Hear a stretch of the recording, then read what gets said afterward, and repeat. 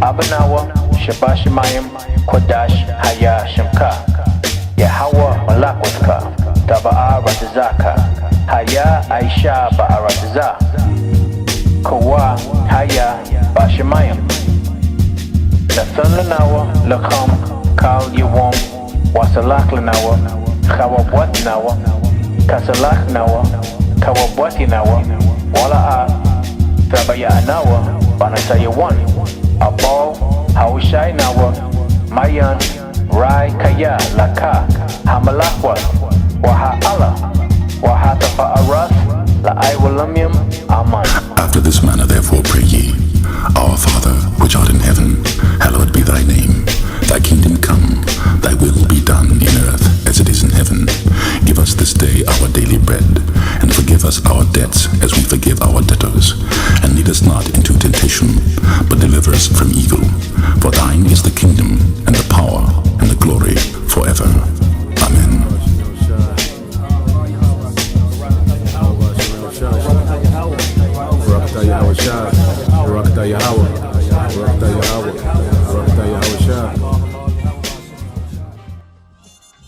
First and foremost, I want to give all praises, honor, great glory to Yahweh, Bahashem, Yahushai, Bahashem, Rakakadash. Double honors to the apostles and elders of Great Millstone that rule well. And salutations to the elect, pushing this truth to the four corners of the earth and truth and its sincerity. In this particular video, which is going to be a short one, I want to show you a video of Esau planning on chipping you back in 2018.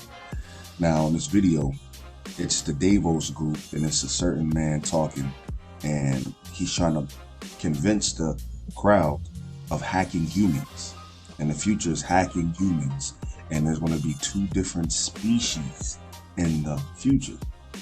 And you could tell this guy knows more than he's letting off. It's a very strange video, but at the same time, we knew that they were doing this. They wanted to do this anyway. Now he's talking about hacking humans, and the way to do this is by having powerful computing power and all about data. And he's alluding to a brain chip. This is what he's alluding to. He's not going to say it though.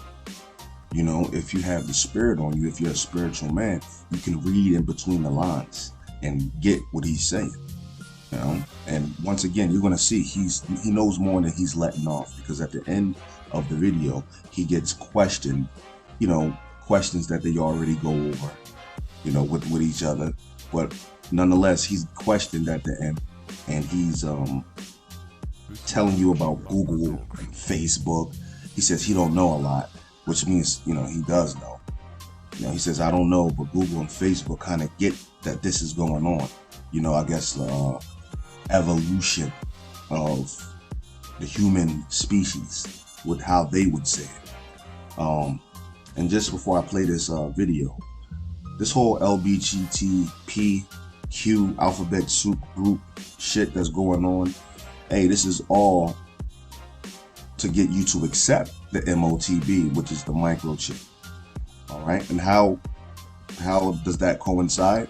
Well, they want you to accept this whole trans movement, trans age, which means you can switch your age, transgender, which means you can switch your gender, trans species, which means you can change the species, and people are going around and they're doing these things.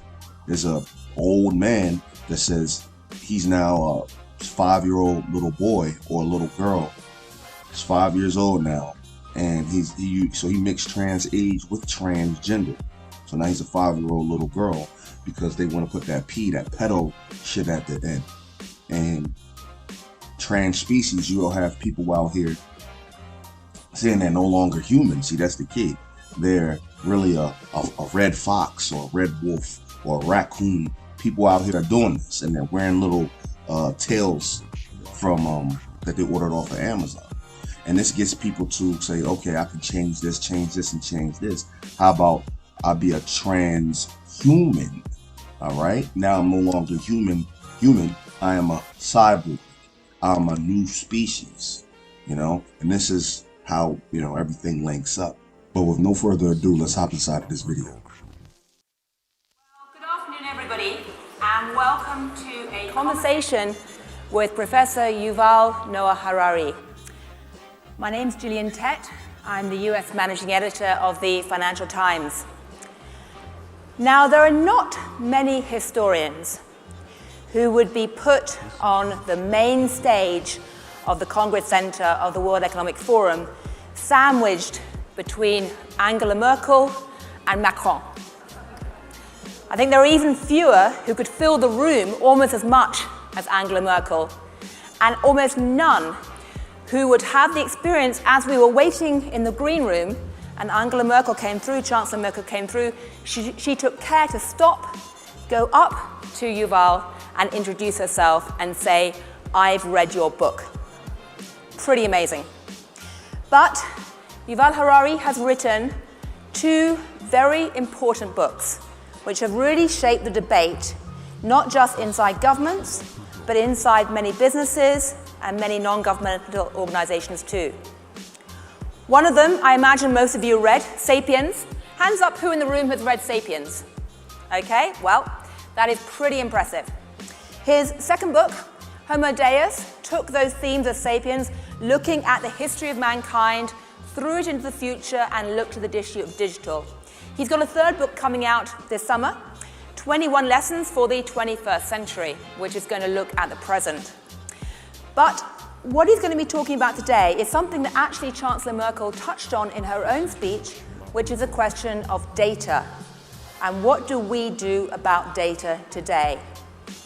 His ideas are very provocative, very alarming, and something that all of you should pay very close attention to now.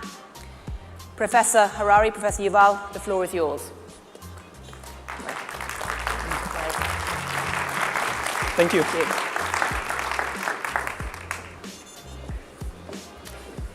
So, hello everybody. Let me just have 1 minute to get friends with this computer and make sure everything is okay. And can I have a bit more light on the audience so I can see the faces and not just speak to a darkness? Thank you.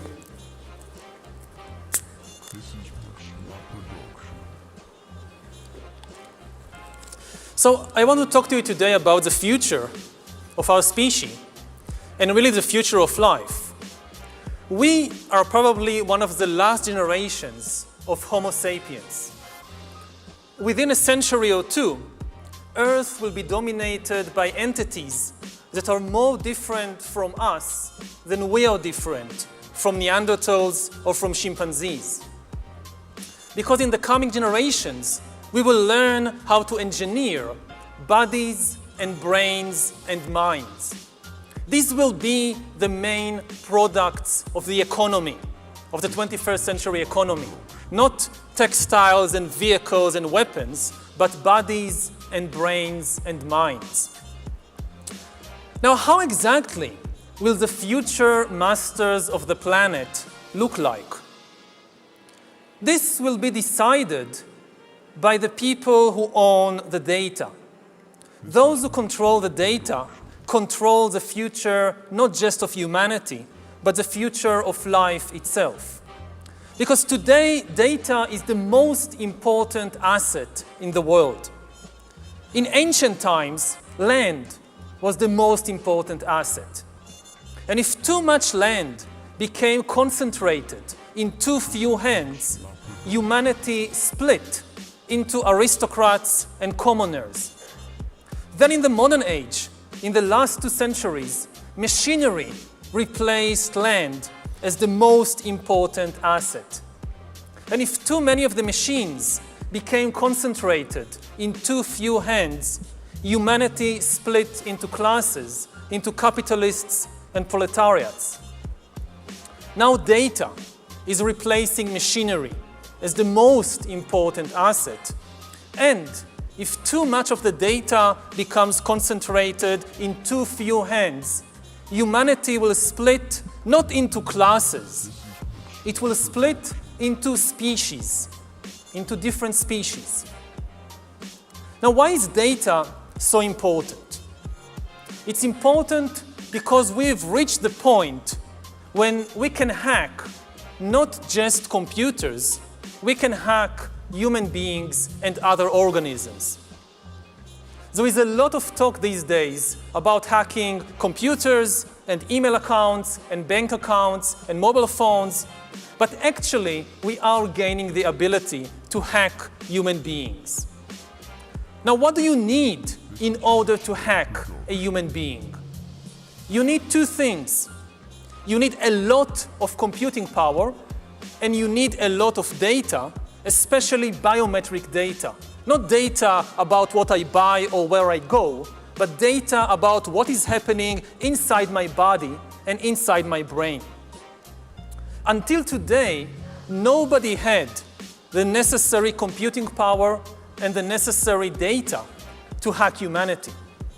Even if the Soviet KGB or the Spanish Inquisition followed you around everywhere, 24 hours a day, watching everything you do, listening to everything you say, still, they didn't have the computing power and the biological knowledge necessary to make sense of what was happening inside your body and brain and to understand how you feel and what you think and what you want. But this is now changing because of two simultaneous revolutions. On the one hand, advances in computer science, and especially the rise of machine learning and AI, are giving us the necessary computing power. And at the same time, advances in biology, and especially in brain science, are giving us the necessary understanding, biological understanding. You can really summarize 150 years of biological research since Charles Darwin in 3 words. Organisms are algorithms.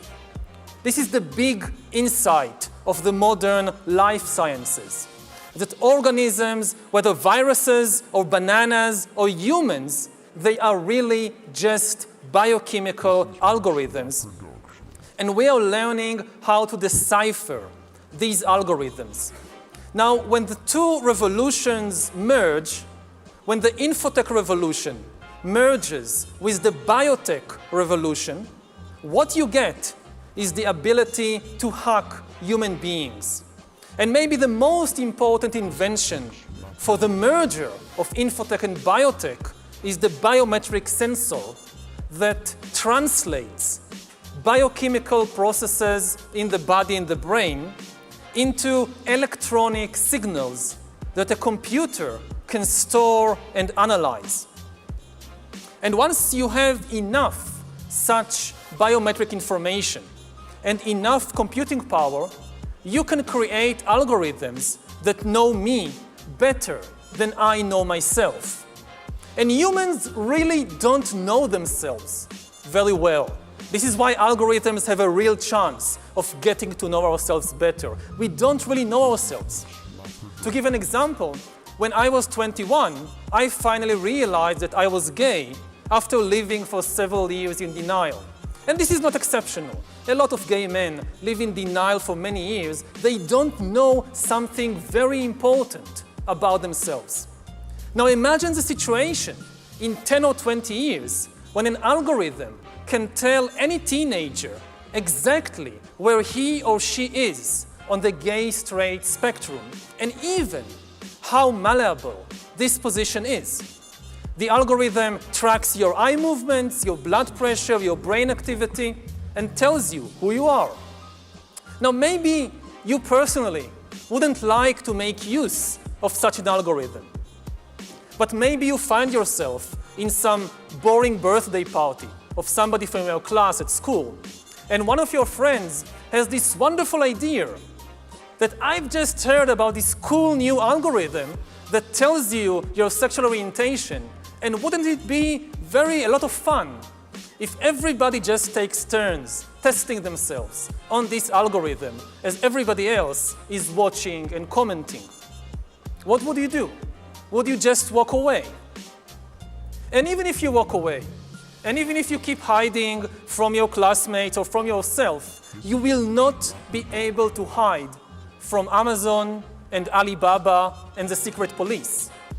As you surf the internet, as you watch videos or check your social feed, the algorithms will be monitoring your eye movements, your blood pressure, your brain activity, and they will know. They could tell Coca-Cola that if you want to sell this person some fuzzy, sugary drink, don't use the advertisement with the shirtless girl. Use the advertisement with the shirtless guy. You wouldn't even know that this was happening, but they will know, and this information will be worth billions.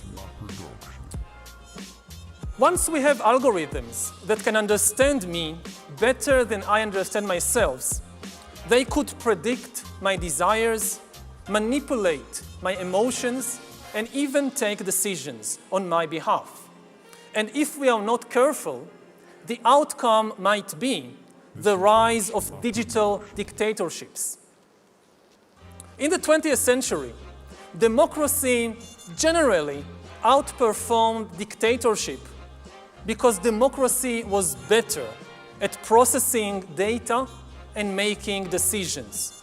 We are used to thinking about democracy and dictatorship in ethical or political terms, but actually these are two different methods to process information.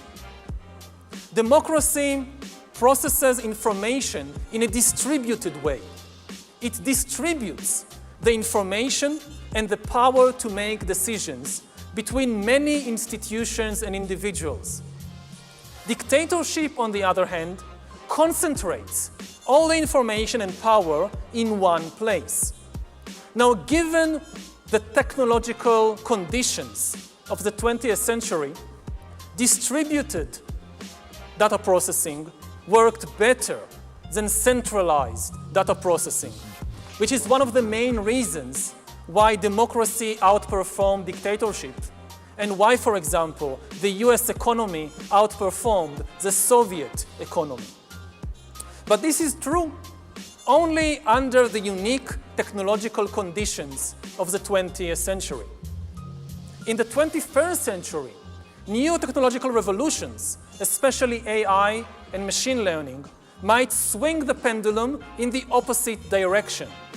They might make centralized data processing far more efficient than distributed data processing.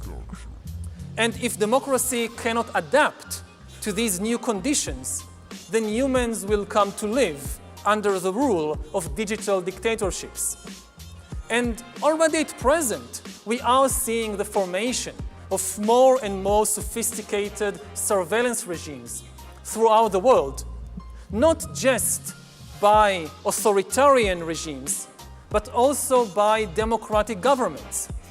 The US, for example, is building a global surveillance system, while my home country of Israel is trying to build a total surveillance regime in the West Bank. But control of data might enable human elites to do something even more radical than just build digital dictatorships. By hacking organisms, elites may gain the power to re-engineer the future of life itself. Because once you can hack something, you can usually also engineer it.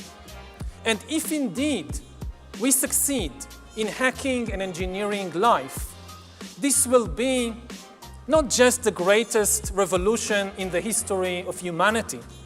This will be the greatest revolution in biology since the very beginning of life 4 billion years ago. For 4 billion years, nothing fundamental changed in the basic rules of the game of life. All of life, for 4 billion years, dinosaurs, amoebas, tomatoes, humans, all of life was subject to the laws of natural selection and to the laws of organic biochemistry.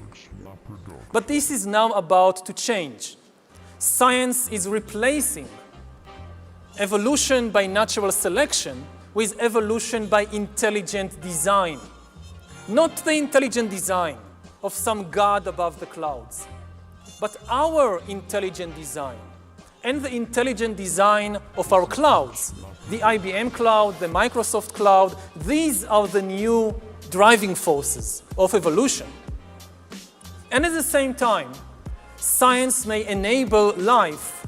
After being confined for 4 billion years to the limited realm of organic compounds, science may enable life to break out into the inorganic realm.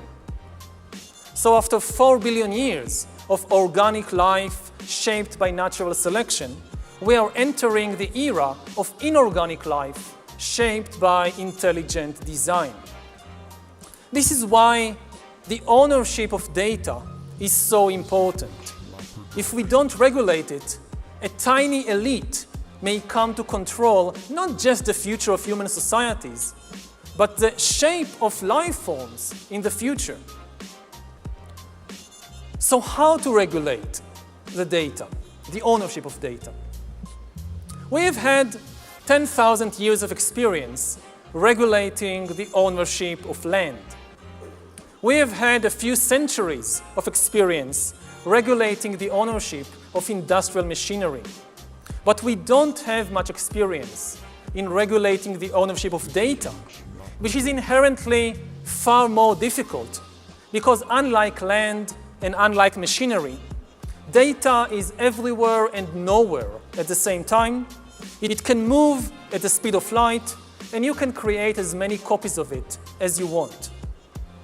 So does the data about my DNA, my brain, my body, my life, does it belong to me, or to some corporation, or to the government, or perhaps to the human collective?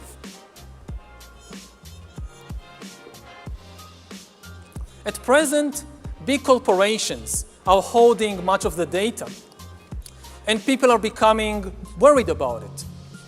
But mandating governments to nationalize the data may curb the power of the big corporations only in order to give rise to digital dictatorships. And politicians really, many politicians at least, are like musicians. And the instrument they play on is the human emotional and biochemical system. A politician gives a speech and there is a wave of fear all over the country. A politician tweets and there is an explosion of anger and hatred. Now, I don't think we should give these musicians more sophisticated instruments to play on. And I certainly don't think they are ready to be entrusted with the future of life in the universe. Especially as many politicians and governments seem incapable of producing meaningful visions for the future, and instead, what they sell the public are nostalgic fantasies about going back to the past. And as a historian, I can tell you two things about the past. First of all, it wasn't fun. You wouldn't like to really go back there. And secondly, it's not coming back. So nostalgic fantasies really are not a solution. So who should own the data? I frankly don't know. I think the discussion has just begun. Most people, when they hear the talk about regulating data, they think about privacy, about shopping, about companies, corporations that know where I go and what I buy. But this is just the tip of the iceberg. There are much more important things at stake. So the discussion has hardly begun, and we cannot expect instant answers. We had better call upon our scientists, our philosophers, our lawyers, and even our poets, or especially our poets, to turn their attention to this big question. How do you regulate the ownership of data? The future, not just of humanity, but the future of life itself may depend on the answer to this question. Thank you.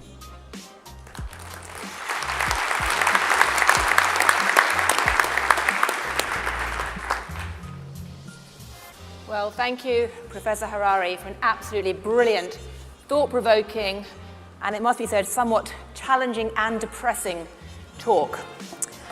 I must say, I'm quite starstruck sitting here, listening to that stream of ideas. And I'd like to start with a very simple question, which is this. You paint this picture of a future that's quite scary. How soon do you expect that future to be here? Are we talking about 2 years, 20 years, 200 years? I mean, how soon could we be dealing with digital dictatorships? I think that the timescale is decades. I mean, in 200 years, I guess there won't be any sapiens left. There'll be something completely different. 2 years, it's far too soon. So we are talking about a few decades. Nobody knows exactly how many. Right. Now, you're unusual because you actually stood up on that stage and you said, I don't know what the answer is. Okay, that's not something you hear a lot at the World Economic Forum. It's admirably humble. But I'm curious, as you look around the world today, do you see any countries or any groups of people or any academic groups that seem to be having a sensible debate about this? Do you see any reason for encouragement at all? Well, I think the world is divided into a very, very small group of people and institutions who understand what is happening and what is at stake, and the vast majority, not just of ordinary people, but even of politicians and business people who are not really, yes, they hear about data, data protection, there are cyber attacks, somebody might steal my identity or my bank account details, but that, as I said, it's just the tip of the iceberg. I think that my guess, I don't know, but I guess that some of the big corporations, like Google, like Facebook, the usual suspects, they understand what is at stake. I also think that some governments, especially the Chinese government, I think they understand what is at stake. I think certainly most humans have no idea. Right. Again, the thing is, just to make it clear, it's the biometric data is the key. When people think about data, they mostly think about where I go, what I buy. When they think about hacking, they think about computers. They talk about AI, about machine learning. They forget the other side of the equation, which is the life sciences, the brain sciences. The brain sciences are giving us access to here. This is what we really tried, what somebody is really trying to hack is this, not this. Right. I mean, China is interesting because I remember sitting at a table a few years ago in Davos with a senior Chinese official and we were arguing about democracy, and he said, well, you in the West have democracy, we have social media. And the point was that Chinese government is using social media to not just monitor its citizens, but also act as a weather vane to gather information about what's happening in terms of public sentiment and ensure that they stay 1 inch ahead of that to stop any explosions. Do you see China as a place where this type of digital dictatorship is most likely to emerge? Well, I don't know. As I said, as I gave examples, you have cases in the West. And I know maybe best about my own country, that Israel is building a real total surveillance regime in the West Bank, which is something we haven't seen anywhere, almost anywhere in history before, of really trying to follow every place, every individual. And we still haven't crossed the critical watershed of the biometric sensor. Whether it's in the US, in Israel, in China, it's still social media. It's still my mobile phone. It's still where I go, what use I make of my credit card. We still don't really have the technology to go inside, but we are maybe 5 years, 10 years away from having the technology. So maybe to give an extreme example, let's say you live in North Korea, and you have to wear this bracelet which constantly monitors what is happening inside your body. And you walk into a room and you see the picture of the dear leader on the wall, and the bracelet can know what is happening to your brain, to your blood pressure, as you see this picture. So this really what is meant by a digital dictatorship. I mean, it makes 1984 sound positively... Child's play. Child's play, yeah. Exactly. You say you don't know what to do about this, but imagine for a moment that you were dictator, be that digital or not. What would you do right now to help humanity deal with this?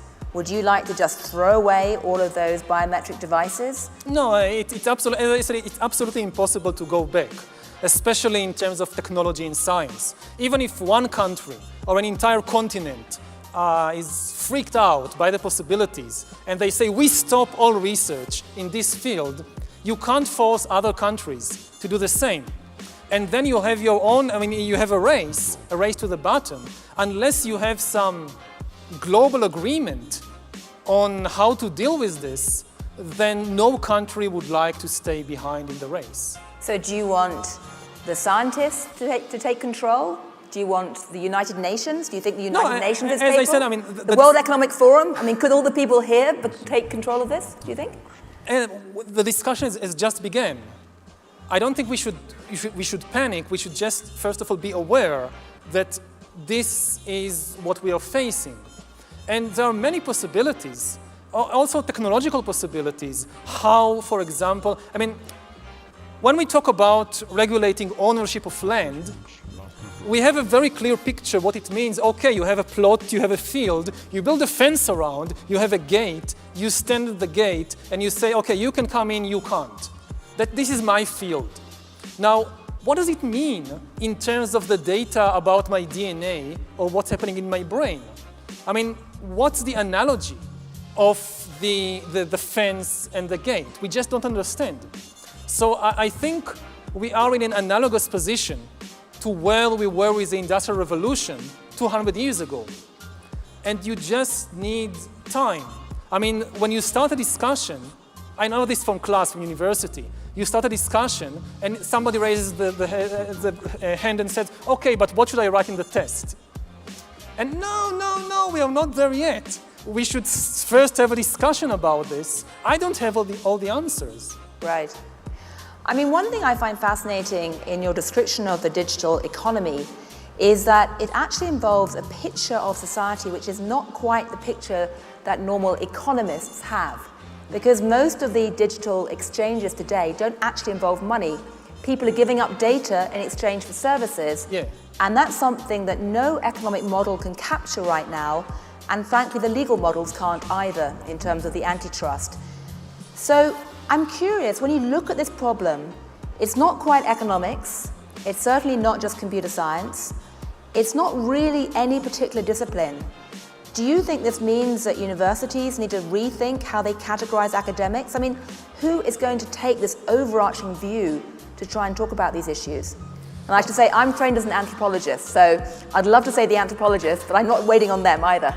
No, hopefully everybody. I think that today, if you're a computer scientist, you also need to be, to some extent, a philosopher and an anthropologist. It's now part of the business. And I think maybe, again, to try and focus it, you talked about different exchanges in the world. Maybe the most important exchange in this respect will be in healthcare.